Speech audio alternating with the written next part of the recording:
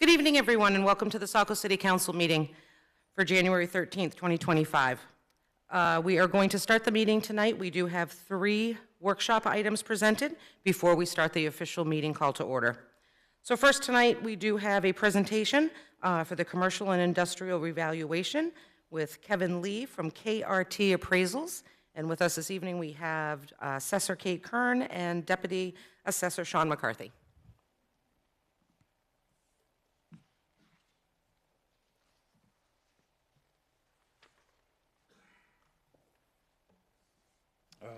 Good evening, and thanks for having us tonight. Welcome. My name's Kevin Lean with KRT Appraisal. I've been in the industry about 39 years, the last 25 of that in mass appraisal. But during the 80s, I was a fee appraiser, and I did a lot of work in York and Cumberland County, so I know the lay of the land up here. We did do, 2 years ago, we did an update in Biddeford for all the commercial property up over there. So it's just good to see what's going on in Biddeford and Saco, particularly with the train coming back into town now. Really changed a lot of the commercial property values in both cities. I've been completed many revaluations in Maine and throughout New England. Ken Rogers, our president, he couldn't be here tonight.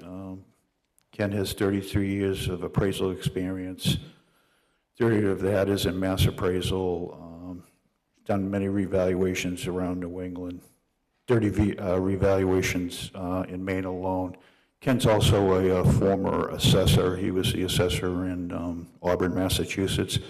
So Ken does all the commercial values for KRT Appraisal. Our presentation outline today, we'll just go over the company profile, the goals of a revaluation, approaches to value, the revaluation phases, and we'll wrap it up with a question and answer. The company was formed in 2010. We have over 58 years of experience in mass appraisal. We provide services throughout northern New England. We run about 6 to 10 projects per year. We have about 28 employees. I believe 14 of them are state of Maine. And we have 3 certified Maine assessors on staff. And just as an aside, we have a lot of work ahead of us in Maine alone over the next 3 years. So we'll be doing some big cities like Bangor and Auburn, Maine, and a lot of other projects in between. Our appraisal staff, we have Paul Berthium with 34 years of appraisal experience, and Doug Rollins. We also picked up another appraiser last week. He has 30 years of experience with commercial, and he's also a former assessor. The goals of a revaluation is to correct disproportionate taxation by valuing all property at fair market value as of April 1st of 2025. So the new value for all the commercial properties will be as April 1st of 2025. We'll adjust the values for market shifts over time. We want to ensure that various property classes are valued at the same level of assessment. In terms of commercial, we want to make sure the commercial and the industrial are both valued at the same level. The revaluation, we're after creating uniformity and assessment equity. And how we accomplish that is using a mass appraisal model to create consistency. There's 3 traditional approaches to value. That's the market and sales approach, where we analyze the sales. So we'll be looking at all the qualified sales that occurred in Saco in the last 2 years, from April 1st of 2023 to March 31st of 2025. We'll also cost out all our buildings. We use the cost approach. That's a combination of the building value and the land value. We augment the pricing of the cost approach with Marshall and Swift valuation service. And then the key thing for commercial industrial valuation is the income approach. We'll be analyzing the local market rents, the market vacancy and expenses, and the market capitalization rates. The revaluation phases, the data collection, which is now completed. We'll review the sales and validate them. After we do that, we'll start the sales analysis and the evaluation. After that, we'll go out into the field and field review all the commercial industrial properties. We'll reconcile the approaches to value, and then we'll have informal hearings and turn over a commercial manual to the city. In terms of the data collection, we began visiting properties in the fall of 2024. The data collectors, they were wearing an ID badge and had the cars marked with an assessor's office magnet. We attempted to complete an interior inspection. At the time of inspection on all properties without an inspection, we'll get a letter requesting an appointment. The next phase is the sales review and validation. So we'll review all the properties that sold between April 1st of 2023 and March 31st of 2025. We'll determine which sales were valid using online resources such as CoStar, MLS, when possible. The qualified sales become the benchmark for determining fair market value. The next phase is the sales analysis evaluation. We'll analyze all qualified sales from April 1st of 2023 to March 31st of 2025. When I say qualified sales, I mean willing buyer and seller in the open marketplace. We're not going to use bank sales, foreclosure sales, or butter sales, sales of that nature. The analysis we'll use to update all the land and building tables. We'll analyze all the income data for the prior year. So with this revaluation being as of April 1st of 2025, we're going to be using income year 2024. We'll analyze all that income data from 2024, and this data will be used to generate an income approach to value when possible. The appraisal approaches are then reconciled and the preliminary assessment is generated. The strata tested will include location, lot size, building age, building use, and building quality. All ratio studies will conform to standards established by Maine Revenue Service and the IAAO, which is the International Association of Assessing Officers. Next phase is the field review. Once the preliminary assessments have been established, we'll review all the properties in the field to verify data accuracy and ensure that the proposed values reflect fair market value. This is the process where the values go from preliminary to final. We'll then conduct informal hearings and reporting. So we'll mail an impact notice to all property owners showing the old and new values. We'll hold informal meetings giving property owners the chance to ask questions and have their value reviewed. We'll mail a final notice to all who had a hearing or a value change. And then we'll conclude by supplying a USPAP compliant manual detailing the methodology, sales analysis, and tables used to complete the revaluation. It's essentially a commercial industrial appraisal report for Saco.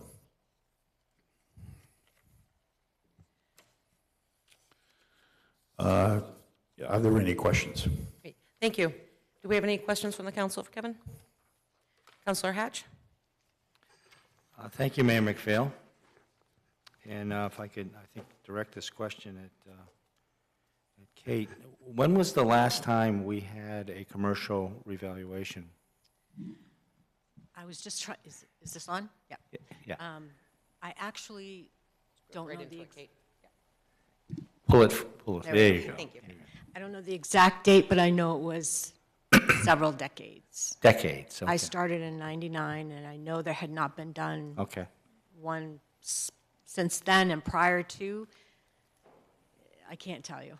And as properties sold during that time frame, were those values updated on the Sure, tax sure. cards? Yeah. There's been in-house Sure. So work done. we're not dealing with, Oh, no. but I appreciate the answer to the question, because that's what I thought you were going to tell me, and Yeah. it's been a while. So, Yeah. so that's an intriguing component here, I think, of your efforts, which are very important to us, to make sure that our commercial property is properly valued, because we do have an escalating growth in our residential side that we need to balance out here. Now, what's the point of demarcation between the residential revaluation and commercial? For example, multifamily dwellings, is that going to be within your purview? Over 4 units, over 5 units, whatever, multifamily, or is that going to retain in our residential? Sean, I think it was over 5. Sure. 5 and up. 5 and up, okay. Vision will be doing the 1 to 4 families. Okay. And the important thing to note too is because they're doing the residential, they'll actually develop the land curve. So we'll have to use the land curve and then analyze it as we test all the commercial and industrial properties. Good, okay. We're also valuing all the exempt properties as well. Good, thank you, that's great. And then one final question. When you're looking at comparable sales as one of your 3 methodologies, and you've got a window of 2023 to 2025, are you in a position to push out of that range if you can't find adequate comps, or are you going to push it outside of the city limits to maybe use abutting municipalities as a comp resource? Right. For commercial and industrial, some properties are of a regional nature and some properties are of a national nature. So you are allowed to expand your search to other communities. Great. Okay, that'll solve that issue. And then when we talk about decades, knowing that some of the properties have sold, we've seen some significant market shifts in categories. So, for example, retail is kind of an interesting. If you look at retail value today and retail value 20 years ago, because of the issues involved in retail, that becomes an interesting concept. And then multifamily will go in the other direction.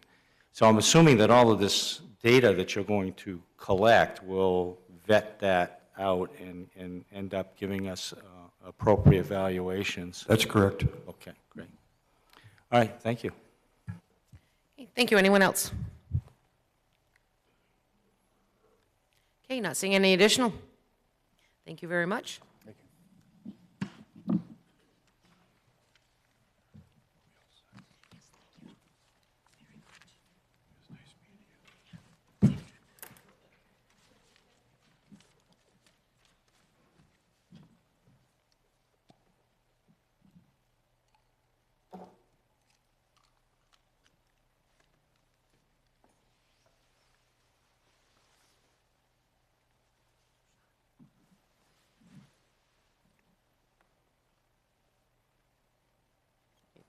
Okay, next up this evening, we have the Brownfields 101 and Program Update with Steve and Mar, and that is with Economic Development Director Tracy Desjardins.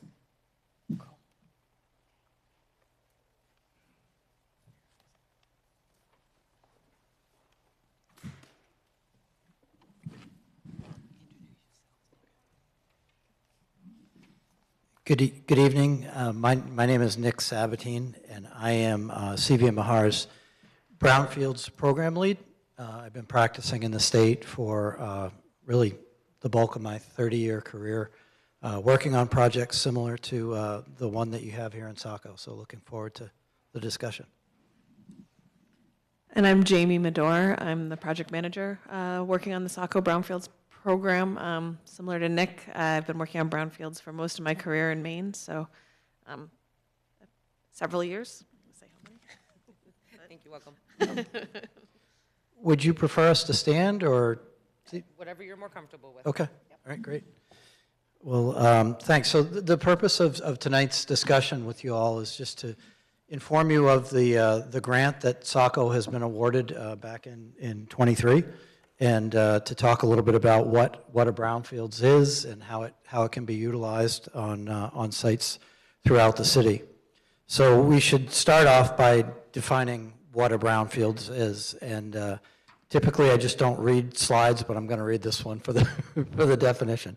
But it's a property where the expansion, redevelopment, or reuse may be complicated by the presence or perceived presence, and that's underlined because a perceived presence is very important, of a hazardous substance, pollutant, or contaminant. And, you know, a hazardous substance, pollutant, or contaminant is defined as it could be a petroleum product, it could be asbestos, it could be lead-based paint, mine-scarred lands, which we don't have a whole lot of in the state of Maine, and other environmental contaminants. A brownfield site is not a site that's in another program, such as Superfund. So if you happen to have a Superfund site, it can't also be eligible for brownfields. But EPA, who administers these funds, estimates that there's over 450 brownfield sites in the country. And I think as I get through this, you'll agree that there's likely a lot more than that. The Brownfields Law went into effect in 2002 and is defined as the Small Business Liability and Relief and Brownfields Revitalization Act. And even though these funds are administered by EPA, it obviously is an environmental program. Its purpose is to clean up and revitalize sites that have the issues that I described for potential contaminants. It's also an economic development tool. And so EPA, on a quarterly basis, myself and Jamie accesses the federal database to indicate how many sites have been cleaned up, how many acres have been put back to reuse, how many jobs have been created, as well as the types of contaminants cleaned up. So again, it's an environmental tool, but it also is an economic development tool that Tracy's worked with for a good part of her career also. There are multiple types of brownfields grants. So the grant that Saco has is referred to as an assessment grant. So with those funds, you can assess a commercial or an industrial property that meets the definition. Prior to us being on a site, we get an access agreement in place with the site owner. We ask EPA and confirm that the site is eligible in accordance with the definition. So each of these projects is assigned a project officer at EPA that we work with very closely. That's really their project manager. And so, as I said, this is a community-wide assessment. There are targeted site-specific assessments. So if you had one site that had significant issues, you can get a grant just for that particular site. There are site-specific cleanup grants. So if you identify a site, say on Saco Island, and it has $500,000 worth of asbestos abatement to be abated prior to reuse or redevelopment, there are grants specific to that for cleanup. So often people ask, you know, if you assess a site and you find something, what does that mean? Well, there's another avenue to get cleanup funding for those sites. There are cleanup revolving loan funds. So these are eligible grantees who have funds that they can administer through a revolving loan fund for cleanup. And SMPDC, Southern Maine Planning and Development Commission, has an RLF program. So if Saco identifies a site through your assessment program that requires cleanup, there's good potential to go to SMPDC and they can help fund that cleanup. State of Maine also has a similar RLF. There are job training grants, and then there are state and tribal response programs also. These are just some examples of assessment programs that other communities have in the state of Maine. The city of Augusta, the town of Millinocket, Arcatawden is also in Millinocket. They're a not-for-profit.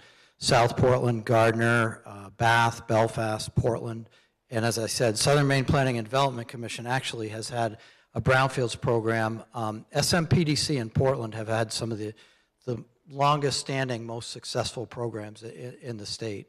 So there's a, you know, and there are a lot of development teams that will come to a community and have gotten savvy as to how they can utilize these funds, and they ask a community if you have a brownfields program, because it takes you know, environmental due diligence off of their list of tasks to do, and can be provided, you know, free of charge to them as they plan the development of a site.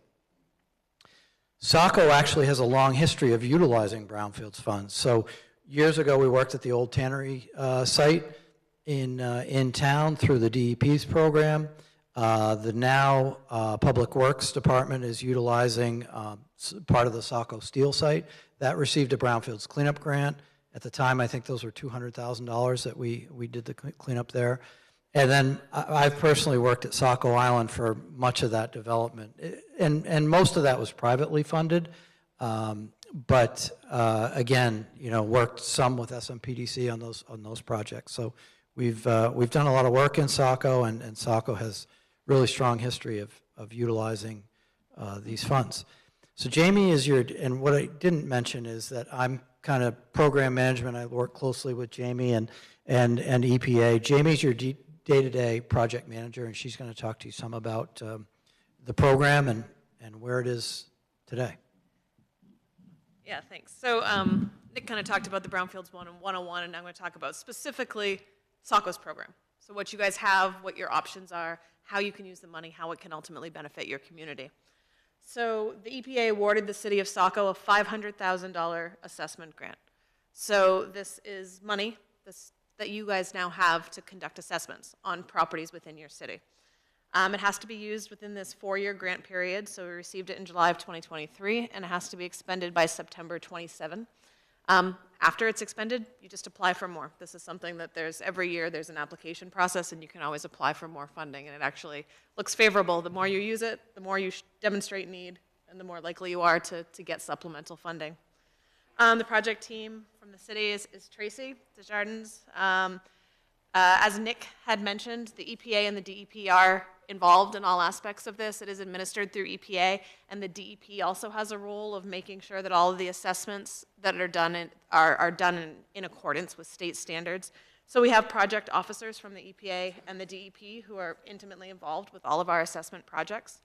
And then SME, so we were selected through a competitive bid process, and we're the ones who are actually, it's referenced a qualified environmental professional, so you'll hear us call ourselves a QEP, and it's just somebody who administers the money, helps you guys, you know, make decisions of how to use it, make sure everything is eligible, the money's going as far as it can. So in terms of what you guys can do with this money, there are certain things that can be done. It's not just a totally blank check. But there is a lot of options that can be done. So we can do phase 1 site assessments, investigations. I'm going to kind of go through each of these, so I'm just going to go through this kind of quicker. Hazardous building materials, and then actually like cleanup planning. So actually those next steps, now that you know there's a problem, now what are we going to do about it? There's a lot of public outreach and education. But again, all of these things, the ultimate goal is site redevelopment. All of our sites are selected with the hopes that they can be redeveloped with the idea they're going to go from this underutilized property to this benefit to the community. Assessments are provided at no cost to the property owner. That's something that also is like so important to understand, is this was a grant from EPA to the city, and now that's something that you guys are able to give out to property owners for free. So the first step when we first come into a community is to try to figure out what sites there are, what is in your community that might be needs. So we'll go through, we develop site nominations forms, we go through regulatory databases, we do windshield surveys where we drive around and just kind of look at what's for sale, or what is for lease, or what has boarded up windows, things that have a need for maybe assessment or some assistance when it comes to redevelopment. And then based on this inventory, we start to select some sites that you want to target and reach out to the owners, and so you have to determine if a site is eligible. Not all sites are allowed to be entered into the program. So the EPA's funding does come with some strings. For example, the city can't assess city-owned properties unless they're taken by back taxes. There's all these sort of different criterias. So there is an eligibility component. We got to make sure a site is eligible. And then you want to make sure that it meets the goals of the cities. Again, the goal is economic development, so you want to prioritize the sites that are included in the program based on their ability to be redeveloped or their proximity to development areas. Or you know, you can ultimately make a lot of criteria of why you select a site, but that's another component of how we select our sites for inclusion in the program. Participation is 100% voluntary. So if a site owner has no interest in this free money and this free assessment, that's fine. They don't have to. None of this is regulatory driven. None of this is like the DEP is coming onto a site and forcing them to do it. It's an option. It's a tool. If they want to take advantage of it, then the city is here to help them. But it is 100% a voluntary program. In terms of identifying what types of properties of brownfields, I mean, as Nick said earlier, it's anything with sort of an environmental issue or with a perceived environmental issue. So sometimes we go in and we do an assessment of a property and it turns out that there's nothing, and that's fine. That's valuable information as well. And now that property has kind of a clean bill of health, and that might ultimately help it as part of a real estate transaction or as part of due diligence. Or we might come in and identify issues, and we'll talk about what to do then. But the type of properties, they're commercial properties, they're industrial properties, they can be vacant lots, they can be schools, churches, they can be roads. I mean, there are eligibility requirements, but there's a lot of flexibility and a wide range of the types of brownfields sites that can be entered into a program. So again, going through the steps of what we do, the phase 1 and the phase 2 environmental site assessments, that's where we actually go onto a site and evaluate if there are environmental concerns. And if there are, we sort of delineate them and characterize them and quantify them. So these give us the tools to ultimately develop a cleanup plan, because we've got to figure out what's there and how much is there. And so this could include environmental sampling, so actually grabbing the soil or the groundwater. It can be hazardous building materials inventories, so how much asbestos is in a building, how much lead paint is in a building. We can do vapor intrusion, so if there's bad indoor air quality or mold, those are things that we can evaluate. Geophysical investigations, finding underground storage tanks and evaluating those, finding underground utilities, finding underground who knows what. Some of these sites, there's a lot of weird things buried in the ground. Sorry, I'm not laughing into the microphone. But yeah, the idea is to basically figure out what's on a site and what's there. And all of these investigations have really stringent quality assurance standards. Because this is federal funding, the EPA is really involved with making sure our QA/QC is in accordance with some of their really stringent standards, and everything is done, you know, and reviewed by the EPA and the DEP. The step I think that a lot of communities find the most valuable is after those assessments are done, we do remediation and cleanup planning. So we actually can develop cleanup plans. We can help quantify, figure out how much it's going to cost to clean up. We can, if there's a developer on board, work with that developer to sort of integrate remediations with the development plans. If there isn't, we can evaluate cleanup measures that might make the site more marketable. So it's something that would make it more attractive to development. Ultimately, the goal of any remediation and cleanup planning is to get site closure through the DEP Voluntary Response Action Program. It's a VRAP. I don't know how familiar everybody is with that, but that's just the state program to limit the liability of a property owner to the contamination that's present on their property. And a lot of real estate transactions, they want that certificate from the DEP, that VRAP closure, that actually makes the site a lot more valuable once you have that certificate from DEP. We can also do some like area and reuse planning and some area evaluation. So if there was I don't know, an intersection or a neighborhood that kind of, you know, is there one property or is it kind of just an area that could use some assistance? That's another thing that we can look at, is kind of a higher level evaluation and to do some infrastructure and some reuse analysis of those type of things. Again, the ultimate goal being redevelopment. So any place that could use that sort of attention, this program can be a tool for that. So keeping momentum and how to keep this brownfields program going. I mean, on Nick's slide earlier, I don't know if you caught some of these communities, how many different years they got assessment programs and how they got assessment programs and then cleanup programs and then assessment programs and then cleanup programs and then RLF programs. And that's always our goal when we come into a community. You guys are a first-time grantee, but you know, that always looking long-term, always looking for that next grant, how to leverage these funds into more, how to continue this momentum to keep it going. So you can do that through the cleanup and the RLF grants, the local brownfields RLF programs. So SMPDC is a great partner to you guys, that they're so local and that they're such a successful program. And then there's other economic development funding mechanisms that we can leverage, you know, TIFs and EDAs and HUD and all sorts of other things. Some of the benefits to the site owners and developers, so somebody who owns a property, this can be a real benefit to them because for free, they can identify what kind of environmental issues are on their site. By entering in this program, like once they've become a part of the Brownfields program, it makes them eligible for all these cleanup funds, which might not otherwise be available to them, which is a pretty big one. That's a pretty big carrot. It can help facilitate a property transfer. It can make it more marketable. It can create goodwill within the community. Ultimately, you know, any sort of free investigation, I would think, would be a benefit to property owners.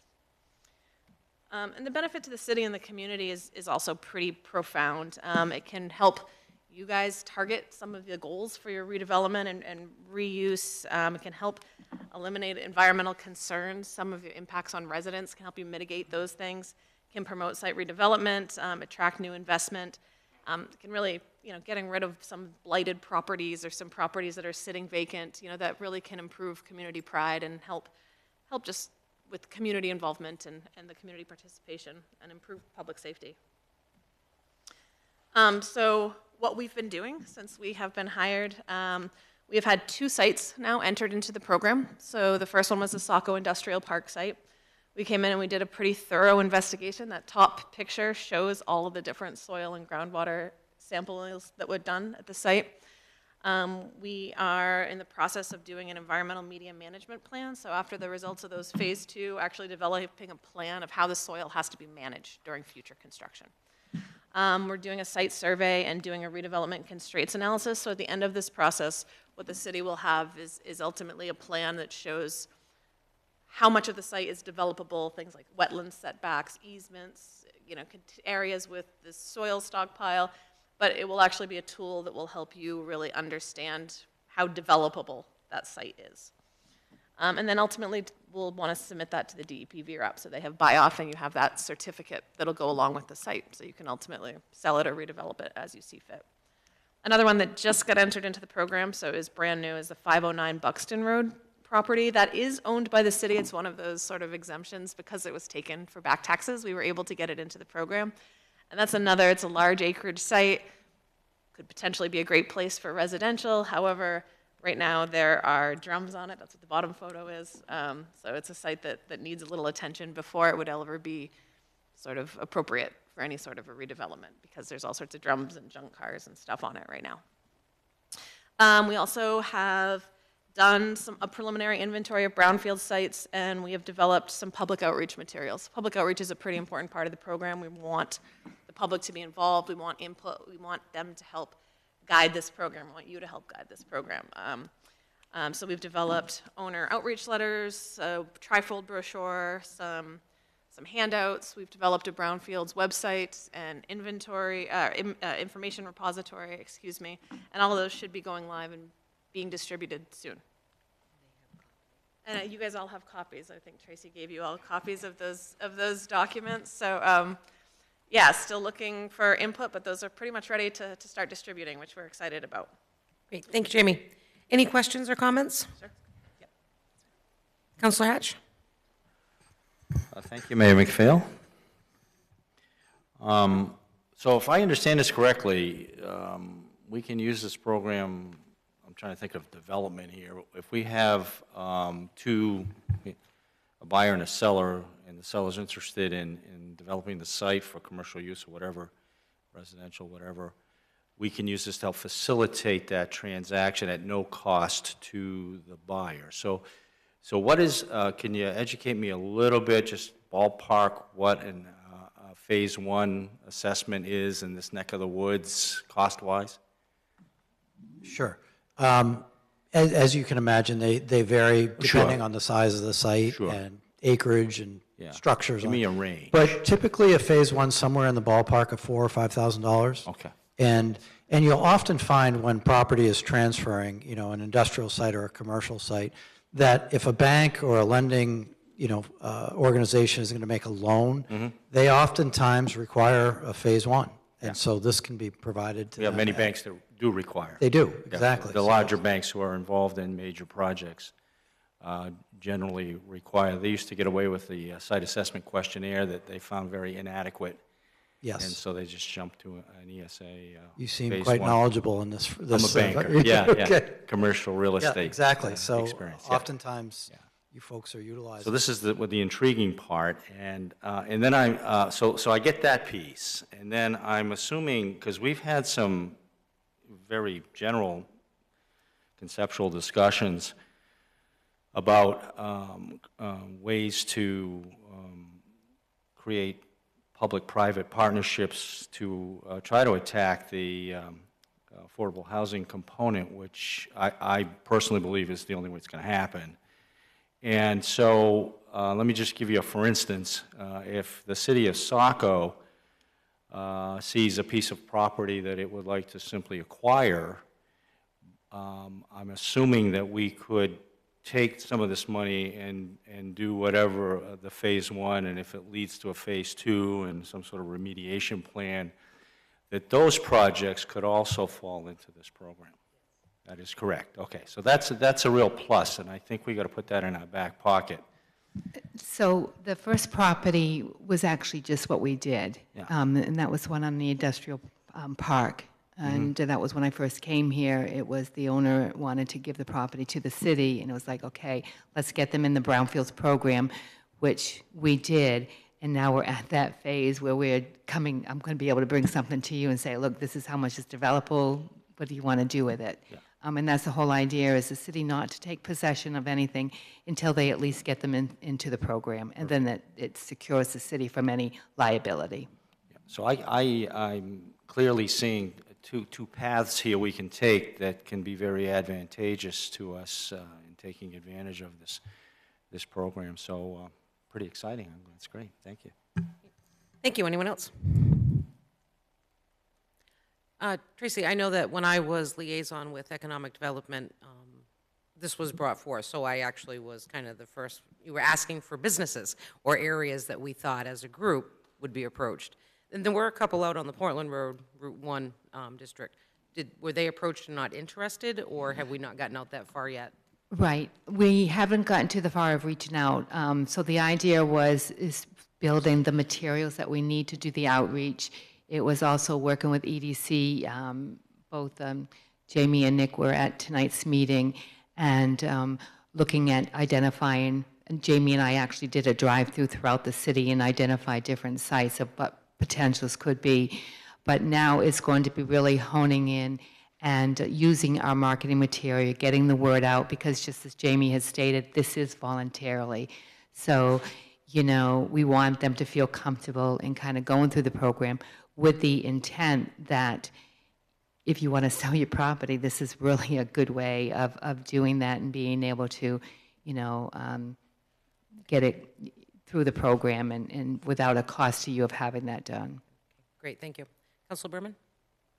Yeah, thank you, Madam Mayor. Which brought up another question for me. It's not that unusual for me to get an email from a constituent concerned about a particular property or that property's history. If the public has suggestions about businesses or properties that they may want to have reached out to or to have some, some contact with, how do they get that into the mix? They email you, Director Desjardins, or? Yes. Oh, okay. Yes. They would need to go through my department. Awesome. And like I said, the best thing for people to do is look on the website. Tori has worked with Jamie and has updated the website. And again, now that we have these materials, brochures, EDC has signed off on the changes that we made. So what you see before you is what we're going to be using for our materials. And we're just moving forward. And it was great that we were able to get another city property of 509 Buxton Road is a good property. It's one that the city owns. However, I don't know what's there. I don't know how much acreage is there, you know, how many wetlands are there. So this is at no cost and able to use the grant. And once we spend at least 70%, it is 70, right? 70% of the grant, I can reapply for another 500,000, well, depending on what they put in for the brownfields. But once you show some success, and Saco was very fortunate because when I came on board 2 years ago, I had 3 weeks to put this grant together.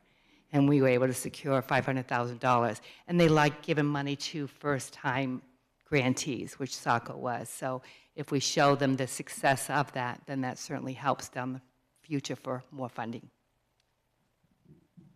Just to add one tiny thing, so the city does have a brownfields website within your website, a page, and on that there's links where you can click to email Tracy directly and to nominate a site that way, or nominate is probably too strong of a word, but to bring it up to Tracy.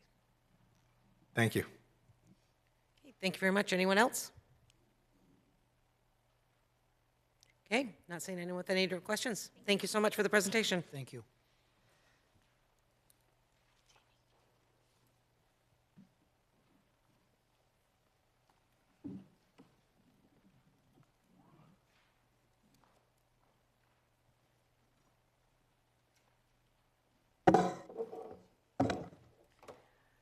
Okay, and for our third workshop this evening, we do have the workshop presentation on the Interstate I-95 and Ocean Park feasibility study. With us tonight, we have Public Works Director Travis Moore.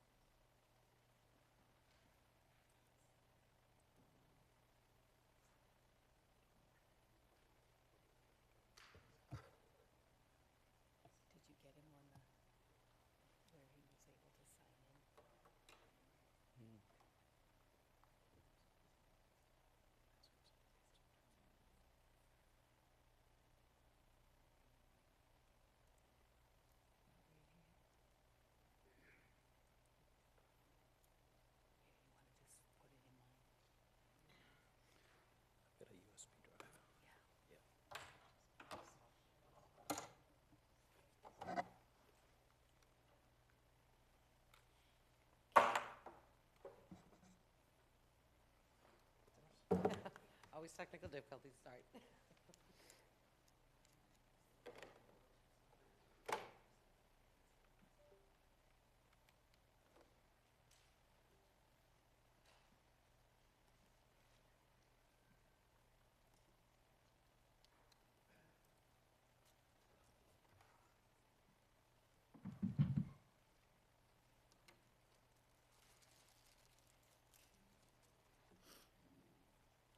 Is that what you had? Or is it a different one? I plugged this one in. Oh, that's just the mouse. Oh, that's just the mouse? Oh, okay. Yeah, plug that one in, sorry.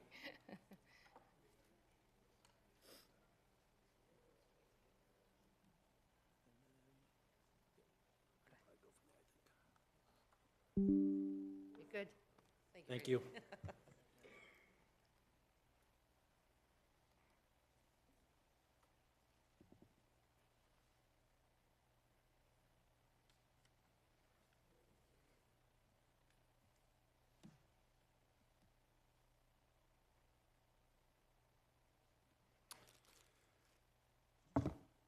All right, good evening. My name is Don Ettinger. I work for Goral Palmer, and we'll be doing a presentation on the Ocean Park Road planning study, transportation planning study. Thank you. Welcome.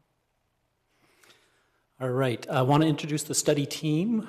Goral Palmer was the lead consultant on the study, but we also had 3 other team members. We had North Star Planning on this transportation study. We had James Tassi Consulting, as well as Aceto Landscape Architects. This is a planning partnership initiative. For folks that are not familiar with that, it's a state DOT-funded program where they share state dollars as well as local dollars as a match to do transportation planning studies for future infrastructure projects. So on this project here, we had a Maine DOT contactor, Marty Rooney, who's since moved on to a different position, so Steve Cole took over that role.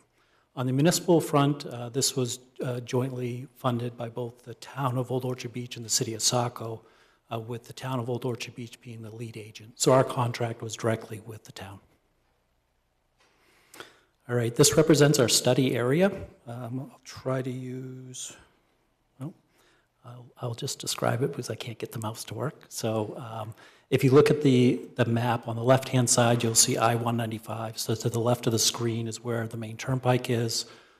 North is in the up direction. So you'll see the interstate spur 195 going left to right on the screen. You'll see two red clouded areas. The first one is on Main Street in Saco, where the interchange is with Main Street near the Hannaford Shopping Center. That's our first study area. The second study area is the end of the spur.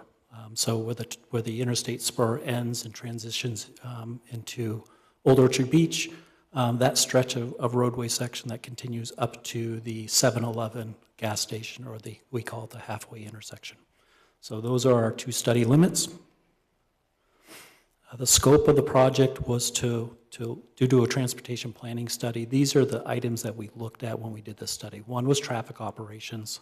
The other is safety within the corridor. We had speed concerns identified coming off the interstate spur that we really wanted to look at. We reviewed access management. There's some confusing geometry, particularly near the halfway intersection that we wanted to address. But then we also wanted to provide for bike and ped accommodations in transit through this area. So this is not a new study. The study has been ongoing for a better part of 2 years.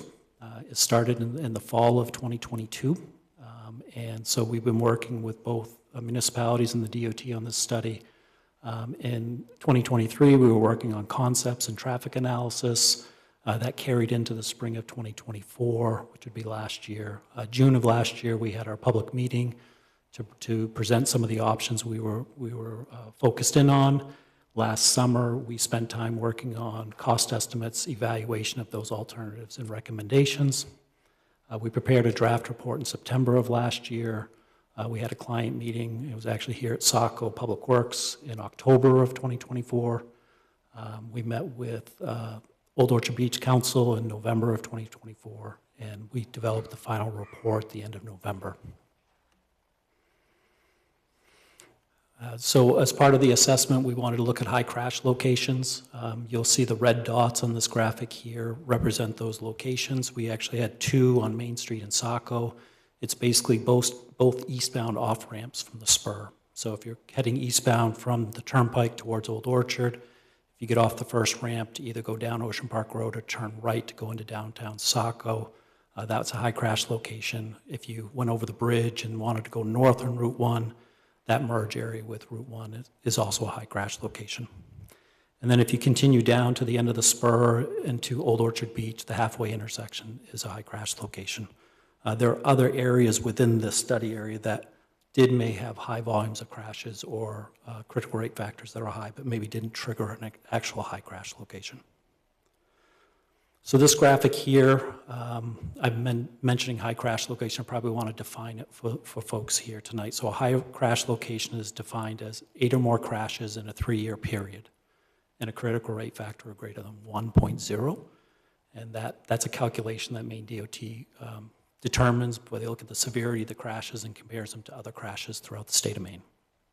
So this first graphic here is exit 2A. That's the off-ramp, eastbound off-ramp from the spur onto Main Street if you wanted to either drive straight through to Ocean Park Road or turn right to head into downtown Saco. So that intersection had 52 crashes and a critical rate factor of 1.52. So, and that's in a 3-year period. If you look at the type of accidents, that intersection actually has, coming off the spur, you can either drive straight through the intersection or turn right with a yield condition. Going through the intersection, it's a signal condition, but that traffic goes concurrent with traffic turning left coming out of Ocean Park Road. So if you look at the type of crashes that are identified here, you'll see that that's a contributing factor of that traffic coming off the off-ramp with traffic coming up Ocean Park Road trying to turn left. This is the second high crash location. This is the other off-ramp. This is the one that you take over the bridge to head north onto Route 1 towards Funtown. So 19 crashes in a 3-year period and a CRF of 4. So severity of the crashes are a little higher in this one, but less crashes than the previous intersection. A lot of them are rear enders coming off the off-ramp, stopping, and the car behind them doesn't realize they're stopping type of thing. So third intersection is a halfway intersection. This one is very confusing if you're familiar with it. It's kind of like a mini roundabout, but doesn't really function very well. And it's been studied for the last 20 years for solutions. We actually had done a prior study on this intersection alone in 2020, 2021, made recommendations for that intersection, but Town Council in Old Orchard said, you know, I think we have a bigger issue to deal with here. It's just not the intersection, but it's everything from coming off the spur that we want to look at, including the Smithwheel Road intersection. So this intersection had 27 crashes and a CRF greater than 4.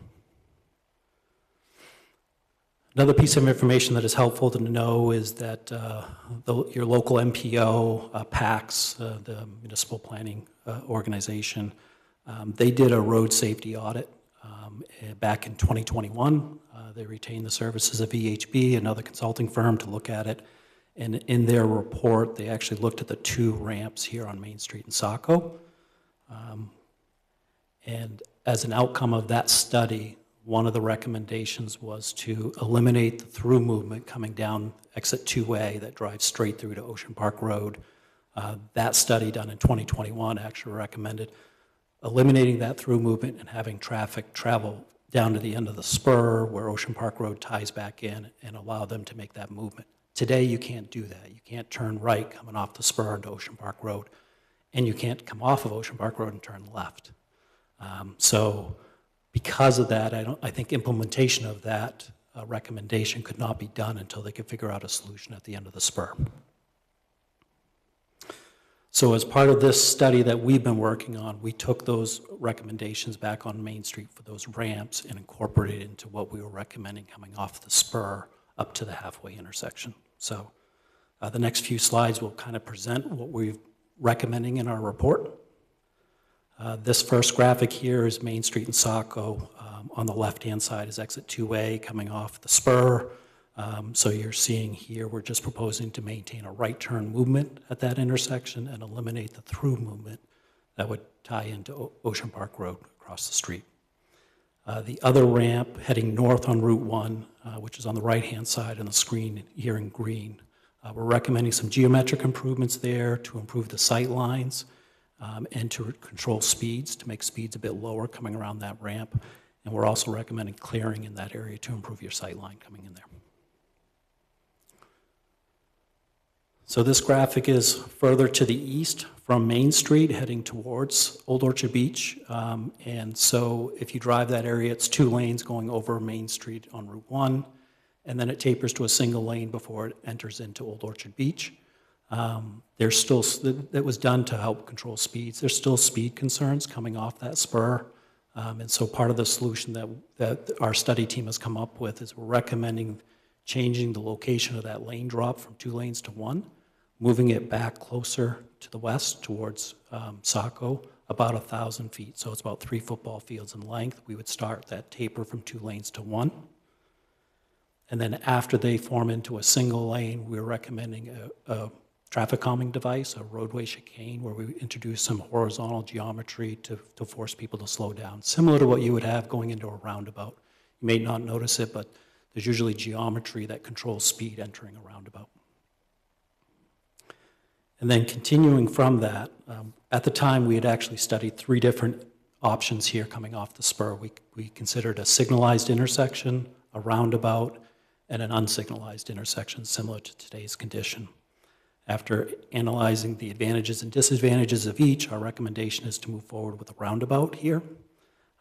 And so this would basically provide a connection to Ocean Park Road We'd provide full access to Ocean Park Road, so that right turn movement that doesn't exist today would be allowed in this design, as well as folks on Ocean Park Road could turn left to get onto the spur with this design. We're also providing for pedestrian accommodations, connecting Ocean Park Road to Old Orchard Beach with a multi-use, 10-foot wide paved multi-use trail on this slide. As we continue, on the right-hand side of the screen, you'll see a red line crossing the street. That represents the town line, the boundary between the city of Saco and Old Orchard Beach. So this intersection is predominantly in the city of Saco. This is a before view or a current view of the condition, and we have a rendering of what it might look like with a roundabout design. It's a partial multi-lane roundabout coming into this intersection due to volumes of traffic. We considered single lane and multi-lane. In working with DOT, the solution was to keep 2 inbound lanes going into Old Orchard Beach. As we continue down the corridor, the end of the spur is on the left-hand side of this graphic. Right in the middle of the page is the intersection with Smithfield Road. This is where the Dunkin' Donuts is located, right on the corner. So some recommendations that we're proposing here. Number one, there's a campground on the bottom of the screen here. It's a rather large campground. Its entrance onto Ocean Park Road is to the left of the intersection, and so we're proposing to realign that to offset it opposite Smithfield Road, so we're creating a 4-way intersection here. There's a major weave that actually happens for traffic coming off the spur. If there's camper traffic coming off the spur, they're trying to get to the campground. So they're changing a lane here. And then when there's traffic from Saco on Ocean Park Road that are trying to get to Smithfield Road, we have a weave happening in a very short distance here. So part of our solution was to move that intersection at the end of the spur further west and to move that campground intersection further east to maximize our weave distance between those movements. Another big change here is the Smithfield Road intersection will be signalized. So it's currently unsignalized. We would put a signal in at that location. We're providing for shoulders for bikes, 5-foot shoulders that don't exist today through the corridor, and sidewalks with and without esplanades through this area as right-of-way allows. That 10-foot paved multi-use trail would extend to the campground entrance. As there's a before of this intersection where the Dunkin' Donuts is on the left behind the white vehicle. Smithfield Road is right there where the silver vehicle is. And this would be an example of an after condition. So 2 lanes inbound, space for bicycles, and 4-way signalized intersection. As we continue down to the end of our study limits, this is the halfway intersection. In the previous study that we did, we considered multiple signalized intersections as well as a roundabout. At the end of the day, the study, both a roundabout and a signalized intersection met the purpose and need. As part of this study, we took those recommendations and carried it forward. We're recommending a signalized intersection at this location. So it'll be a 4-way signalized intersection with Temple Ave, Saco Ave, I think it's Old Orchard Road, and Old Salt Road would tee into Temple Ave. Here's a before of the halfway intersection and an after. This slide here discusses Dewey Ave. Dewey Ave is very close to the halfway intersection. It's a dead-end road, and with the recommendations at this location, we'll be restricting left turn movements due to its proximity to the intersection. So being in a dead-end road, the town council for Old Orchard Beach recommended we look at alternatives to provide secondary access to Dewey Ave. So it's kind of in shaded in gray. We're providing some connections to some of the local streets back there to provide secondary access. All right, these are the cost estimates. This is all in the report. So the section of the end of the spur to the 7-Eleven, we estimate all-in cost on that in today's dollars to be just shy of $16 million. That includes, obviously, construction, engineering, inspection, and right-of-way costs.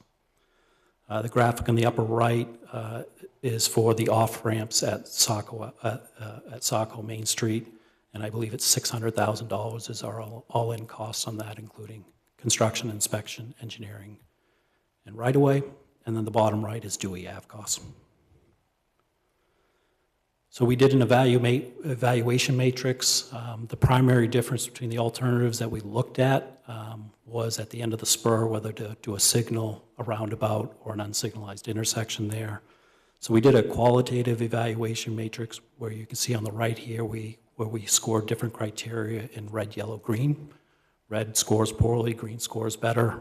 So we looked at traffic operations, safety, traffic calming, how well we accommodate all modes of transportation, how well we improve the confusing geometry of certain things, and ultimately how well it met the purpose and need statement of the study. And the results of that was the option one, which was our roundabout option, was our recommendation. So the recommendations are in the report. We do have a page or two of additional comments of, kind of ancillary things of make sure when it goes into a design phase that you address this issue or address that issue. So, but the roundabout option was the recommendation. It's been presented to Old Orchard Beach, it's presented to DOT, they're in support of it, the state DOT state traffic engineers in support of it. There was some commentary, particularly at the roundabout exiting from Old Orchard Beach. I think we're showing a 2-lane exit with a turn lane, but not divided. And they were asking questions like, can we change the geometry of the roundabout so that people coming out of Old Orchard Beach can almost bypass the roundabout with a center median. So little things like that are comments that we carried forward in the report to the next phase of this project if it proceeds into design. And I think, in terms of next steps, we received a letter from, or I guess the town of Old Orchard Beach received a letter from Maine DOT supporting the project. I believe the town of Old Orchard Beach is now would like to proceed forward to the next steps and wants to try to secure funding, probably federal funding for this work in collaboration with Maine DOT and the city of Saco. And so if funding is received, then they could proceed into the design phase and ultimately the construction phase. Timeline on this, design phase could probably take 1 to 3 years. Construction could take 1 to 2 seasons. And that's all I have. Okay, great, thank you very much. Any questions, comments? Councilor Edwards? Thank you. Was there any consideration regarding potential increase in cut through through the VIP lot? If people can't go straight through, they may still insist on getting onto that road. Yeah, the ultimate goal would be have signing in advance of them exiting so that they know if they're trying to get to Ocean Park Road that they should go down to the end of the spur. There was no consideration of closing off access on VIP from Ocean Park Road, but that certainly could be looked at during the next phase of the design. I think it's a valid comment. Thank you. Councilor Gunn? Thank you, Madam Mayor. In terms of where 195 ends and Ocean Park begins, you were talking about, forgive me because I was trying to follow a lot there, in moving back where the road becomes 1 lane as an effort to try to get people to slow down.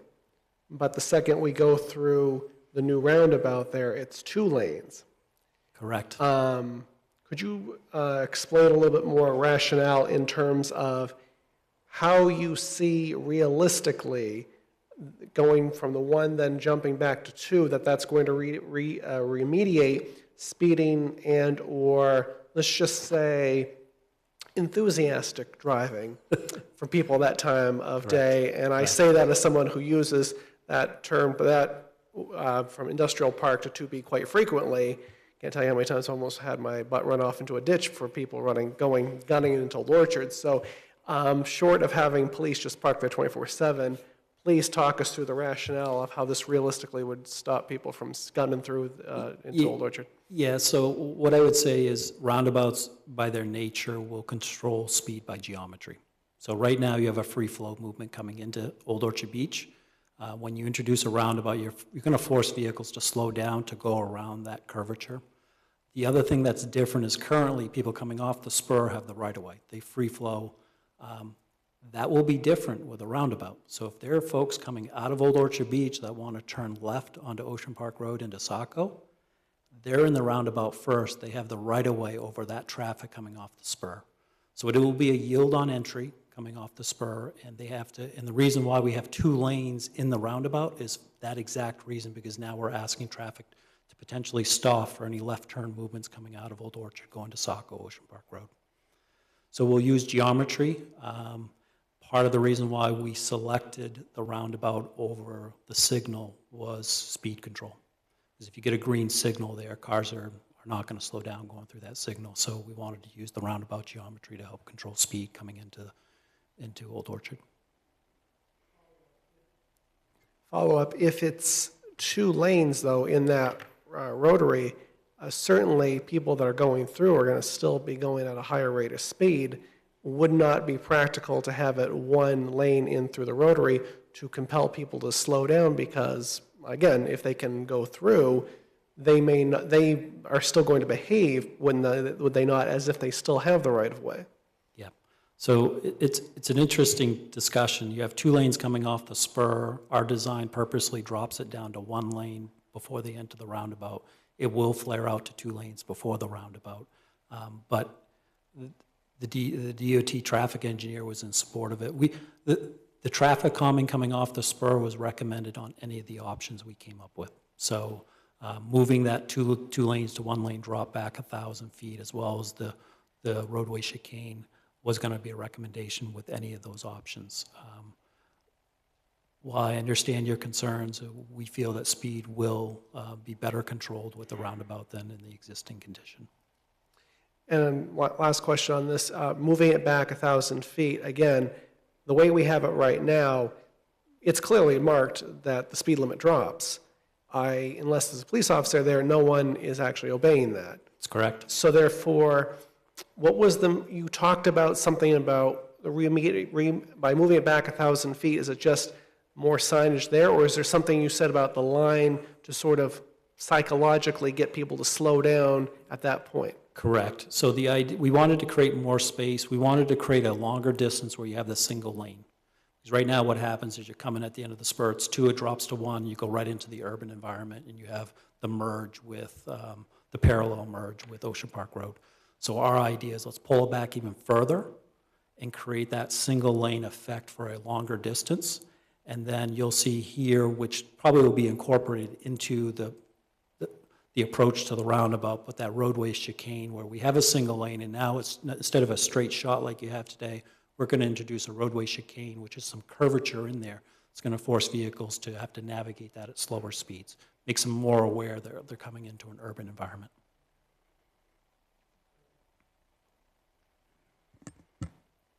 Councilor Hatchland, Councilor Hewitt, or? Thank you, Mayor McPhail. I'm going to follow up on Councilor Edwards' comment. It seems a little odd to me that the only way, if I lived on the Ocean Park Road up towards the Main Street, Saco Main Street end of it, that the only way I can get to my location is going down into this roundabout and coming back. And I heard you, and I agree with you. I think that if we don't provide some sort of direct access, there will be that kind of traffic pattern where they're going to turn into VIP, they're going to come out the other side. And frankly, I think some of that already happens in the summertime when the traffic is a little bit more intense. People the natives take the shortcut, pull into VIP, and continue on to the Ocean Park Road. So I'm having a little problem with that design for that reason.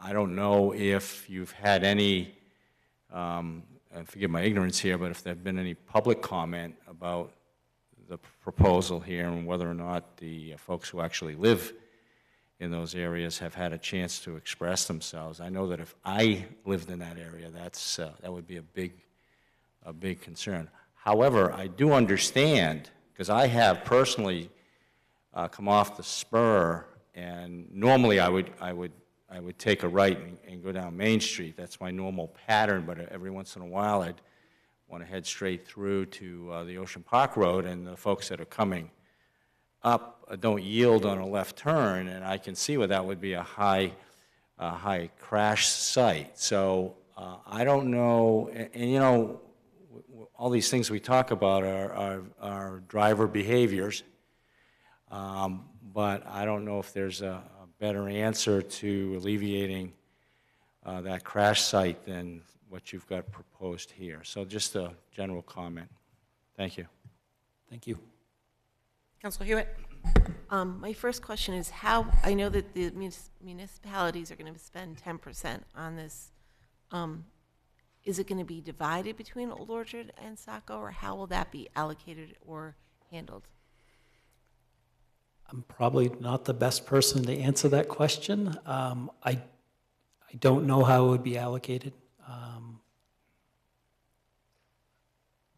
I don't know if Travis has any answer. I believe the planning study was not, the funding out for this current planning study was not allocated 50-50 Old Orchard and Saco for the local match. And I think that would be flushed out as we get to the design phase, come up with a resolution with OOB. I think that those would all be spelled out to, you know, Saco paying for stuff that's happening in Saco, and Old Orchard paying for stuff that's going on in Old Orchard. Okay. My next question, will any land need to be taken by eminent domain to achieve this design? For the Saco work, no. I'd have to look. The comment, will any land need to be taken? Yes, there are some property impacts with this project. There are basically strip takes along the Ocean Park Road corridor and Old Orchard Beach. But acquiring by eminent domain, that is not necessarily a requirement through this process. So hopefully it'll be a negotiation process. So the work here proposed in this graphic is all inside, I believe, state right-of-way. Okay. And these graphics do actually show property lines, so if you can see there's some red dashed lines around some of the properties. And then the other parcel down here, I would say the majority of this roundabout, almost all of the roundabout is inside state right-of-way. So I'd have to look a little closer down on Ocean Park Road. Are there any concerns, looking at that particular graphic, people coming out of Old Orchard Beach that are going to be taking a left or following the roundabout around to get back onto Ocean Park Road, that the oncoming traffic will be coming off the highway and traveling rather quickly for cars and bicycles? Has that been taken into account? So people coming out of Old Orchard turning left, so they'll be in the right-of-way. They will have the right-of-way. The traffic on coming off the spur will be a yield condition. So it's no different than any other intersection. There will be no bicycles on this section of the road. So there'll be no pedestrians or bicycles on this stretch. They'll be off this graphic. They'll be on Ocean Park Road on the multi-use path, which is that dark line that we see on the bottom of the screen. And then there won't be pedestrians. On the left-hand side of the screen, you'll see a crosswalk. That's where our pedestrian access starts or stops on coming from the spur. So there'll be a signalized intersection at the end of the spur. We would have had bikes and peds, but with the roundabout, we've removed both bike and ped access from the roundabout itself. Okay, my last question. When were the traffic studies done? What time of year? I'd have to look at the report. I'm sorry, they were collected by our client, Maine DOT, at acceptable times. And so if it was done during an off-season, we actually have to make calibration adjustments to factor in peak times. Okay, and one last thing I just thought of. The rotary, I mean, I'm sure they're all standard. I'm not a civil engineer. But will it accommodate the large amount of RVs that are going to be coming in and out of that one? The answer is yes. It'll accommodate not only the RVs, but the large trucks. So we designed for WB67s. There'll be a concrete apron on the interior of the roundabout to accommodate the larger vehicles. Ocean Park Road in Saco, I believe, has an exit, or maybe it's an exit from the campground. That traffic probably exits there, and they travel up to VIP to get access to the spur. So under this design, that traffic could come out of the campground, turn right, and get immediate access to the spur here at the roundabout. So the answer to the question is yes, we would design it for the RVs, motorhomes, and trucks. Thank you. Okay, anyone else? Councilor Johnston? Thank you. Yeah, all good questions. I've looked at this, and I certainly don't envy you. It's clearly a challenge to design anything of this nature on something that's, has been in existence since, probably in mid-1970s. So it's a challenge. And I can see how it will benefit Old Orchard Beach, but I think some of my counterparts here, I still have issues with how much of a benefit it would be to the city of Saco or our residents, because I can't envision exactly as it's been described, not just VIP, but all those back roads people are going to start, and they already do, like Stockman Avenue, for example is a well-known cut through. People drive too fast on it. It's a residential neighborhood, and I can see how that's going to, become more so going forward. So I guess my only question, and I didn't see it in the plans, and I'm certainly not a huge fan of traffic circles, so I recognize they're becoming more and more common in the state of Maine. Was there any consideration of doing a traffic circle on Main Street? Because for years, that's just been a choke point. That's been the issue, is you have all these cars going every which direction trying to go across. Was that considered? That was not considered. You're talking on Main Street where the interchange is. That was not major considered. intersection. One thing that was considered is to provide for, I think, a full access interchange at that location. I think there is one, Ocean Park Road provides the eastbound access to Old Orchard Beach. So there's an on-ramp that's missing there where Ocean Park Road is, if you kind of look at an overhead view. And so we did at a high level, at DOT's request, take a look at that to see if there was any value added by moving that traffic that's on Ocean Park Road in Saco and provide them access to get onto the spur before they get to the end of the spur. But we did not look at a roundabout at that location. Okay.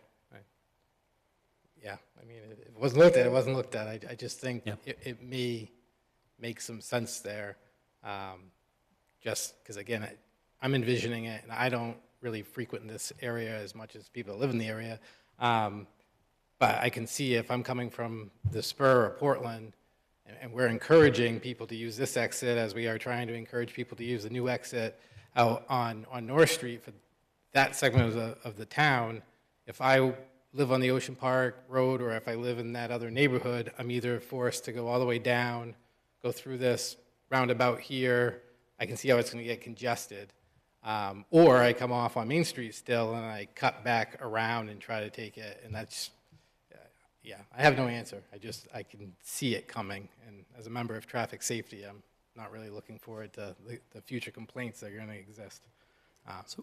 One thing we did look at the roundabout at the end of the spur was its proximity to the new traffic signal at Smith Wheel. One thing we did not want to have happen is traffic at Smith Wheel back up into the roundabout. So proximity to signalized intersections was important to us when we were looking at this case. The way we modeled it, it's not going to happen. I would have a high-level concern on Main Street because you have some other signals that are closely spaced there. Will that traffic stopped at those signals back up into a new roundabout at these ramps? It's just something that would have to be analyzed and modeled.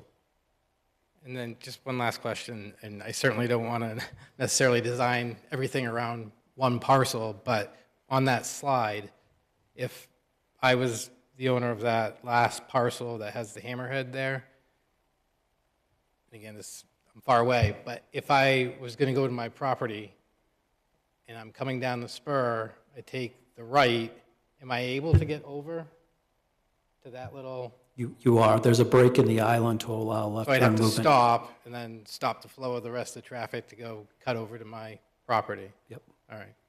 Yeah, there's two properties that are on that little dead-end hammerhead spur, and we're providing a break in the center island to allow you full access to get to those two parcels. That is all. Councilor Gunn? Thank you. Okay, keeping the two rotaries, the one at the Saco Old Orchard Beach line and the one obviously at the halfway intersection. If we back up to where we are in Saco, Is there an alternative in terms of cutting off direct access from 2A through to Old Ocean Park Road, just realistically? One alternative to improve it is to split the phasing so that traffic coming off the off-ramp has a green light when traffic turning left coming out of Ocean Park does not. There's just so much traffic at this intersection. They're running concurrent, otherwise it's going to cause the whole intersection to break down. So one thing we haven't discussed tonight, but eliminating that through movement coming off the spur is going to make traffic coming out of Ocean Park Road much more efficient. And maybe you can reduce the timing of that left turn movement, and you can give more green time to the other movements to allow a better flow. So that would be one option. But as a follow-up, as Councilor Johnston, I think, mentioned, and quite accurately, though, that if you, I mean, at certain rush times, though, that just the traffic does back up on 2A, it's not going to disappear. If realistically it's going to be funneled, I mean, most people want to get to their location the quickest way possible, so it'll be funneled into that first rotary.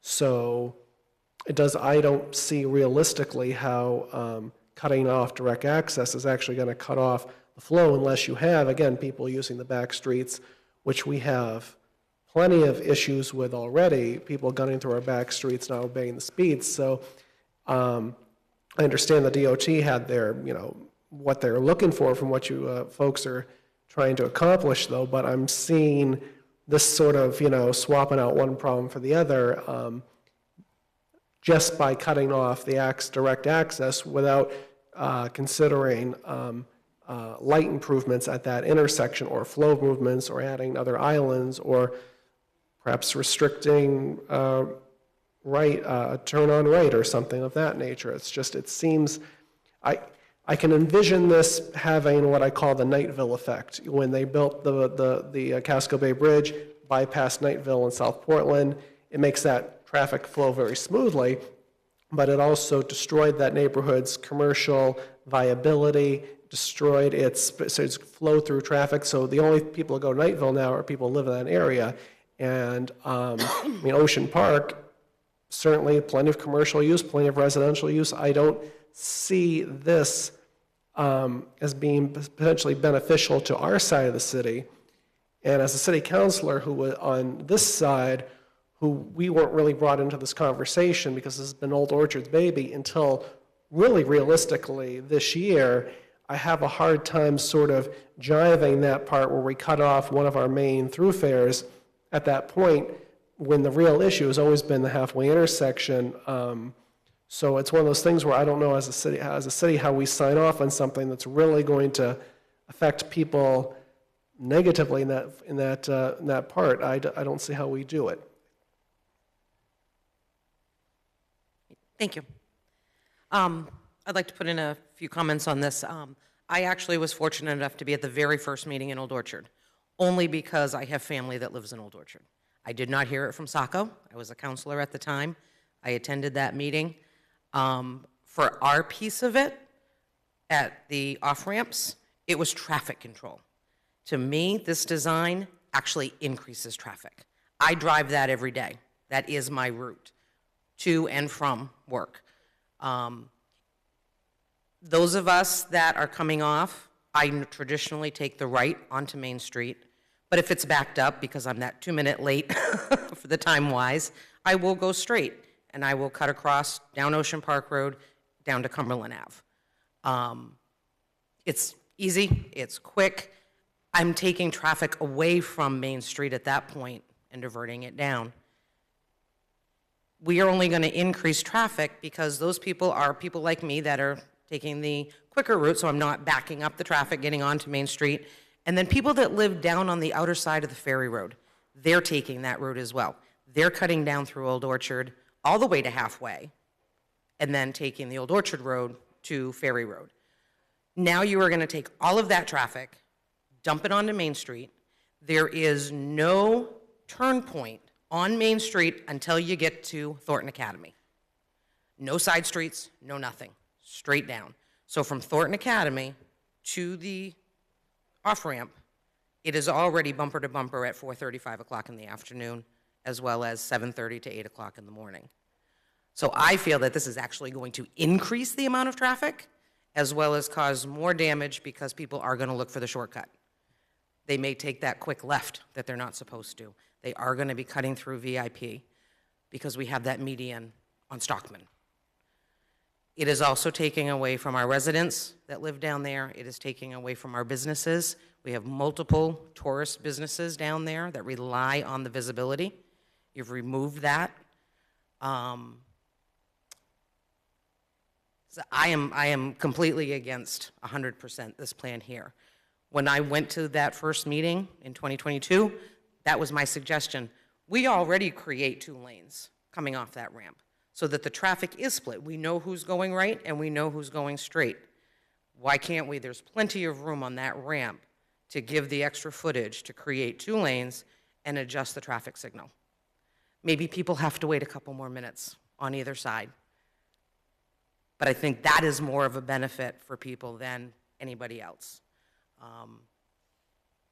So for that area, again, I would like to see an option reviewed for that. As far as the rotary, I'm not a fan of rotaries either, as Councilor Johnston. Never been a big fan, but I'm glad you explained. That was my question about the RVs and the amount of commercial for almost 5 months, basically, we have the large vehicles going through. And I hate to say, unfortunately, the impaired drivers in the evening coming from Old Orchard after a night, that also was an issue of mine as well. But again, forcing people to either go all the way down to Thornton Academy or forcing them down to, you're just increasing the traffic. We're trying to take it away from halfway. We're trying to take it away from the Old Orchard Village area, Smithfield. But if we can fix this, then the rotary is okay. I'm okay with the rotary. Again, I travel that. My family lives off of Smithfield, so we're constant. I know the issues that are down there and halfway. But this, I see no benefit to anything for us on that side. The north ramp, that's okay, but it's the southbound ramp, off ramp that have my concerns. And then I just want to make sure that I'm pointing out too that going forward, I'm hoping that we do start communicating and advertising the public meetings to get the people involved, and that also includes anything that might be an Old Orchard. Again, our residents should be able to go to an Old Orchard town meeting if they're aware of it, as long as we have the notifications. So I appreciate that. Thank you. Councilor Berman? Yeah, thank you, Madam Mayor. And I totally agree with you about the communication. I've heard exit 2A here get beaten up quite a bit. And so I just wanted to speak in favor a little bit of this current design and to remind the public and my fellow councilors that if we look at our email inboxes, I think the 2 most common ones I get are our intersections are too dangerous and we're not doing enough about it. And second, traffic speeds too fast and we're not doing enough about it. And would you be willing to go back to the crash data that you showed us? Yeah. So right here, right, while removing the ability to go straight doesn't make traffic flow more conveniently, it's the convenience of traffic flow that leads to the accidents. It's the failures to yield and the following too close as people try to speed across that intersection that's causing this issue. Does it help traffic flow to get rid of that straight access? It does not. But that, in fact, is the point. In not helping traffic flow, right, we cause purposeful movements, we cause them to slow down, and that's what's going to save lives. And to me, that's the number one comment I get. I also hate rotaries. They do not facilitate traffic flow, but that is, once again, the point. Right? By facilitating traffic flow, we lead to higher speeds of traffic who have straight shots and easy transiting. And by putting in impediments to that, right, that's what slows down traffic, that's what causes deliberate movements, that's what causes intersections to become safer. So I think as a council, we need to really be assessing, do we want traffic to flow better and therefore more dangerously, or are we willing to put in some impediments to clear traffic flow, some engineering impediments that then lead to safety? And I know as the liaison to the BPAC, and I'm sure my colleagues on traffic safety feel the same, that the number one suggestion I get is that we need to start introducing engineering fixes to our dangerous intersections in order to cause them to become safer. We have some here, and I just want to applaud that and those efforts to make them safer and to just really help us understand that easy-flowing, fast-flowing traffic is what's dangerous, and that intersections will appear harder to navigate, slower to navigate, more disruptive. That's what makes them safer. And that's just a choice we have to make. Thank you. Anyone else? Any final comments or questions? Okay. I think we have everything we need. We appreciate this. Thank you so much for coming with the information.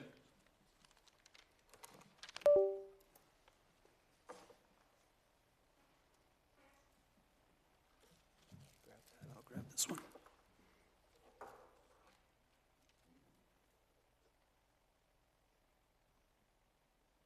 Okay, I'd now like to call the official meeting to order for January 13th, 2025 at 8 p.m. I'd like to make note that we do have all members of council present this evening, including our city administrator, John Behenko. Would you please join me for the Pledge of Allegiance?